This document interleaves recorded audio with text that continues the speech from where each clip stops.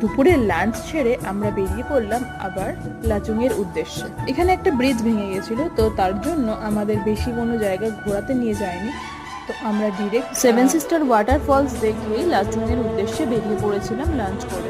আমাদের এই ব্রিজগুলোতেও কিন্তু দাঁড়ানোর কোনো সুযোগ হয়নি, কারণ বৃষ্টি শুরু হয়ে গেছে। ব্রিজ ভেঙে যাওয়ার কারণে এত ঘুরিয়ে আনাতে আমাদের কিন্তু প্রচুর টাইম লেগে গেছিল আসতে। আমরা গ্যাংটক থেকে গাড়িতে উঠেছিলাম ঠিক 11টার সময়, আর আমাদের ফিরতে ফিরতে প্রায় রাত 8টা বেজে গেছিল।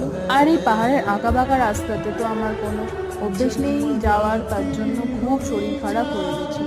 এটা ছিল একটা চেকপোস্ট, তো সেখান থেকে সবকিছু পারমিশন নেওয়ার পর আমরা চলে এসেছিলাম লাচুংয়ে।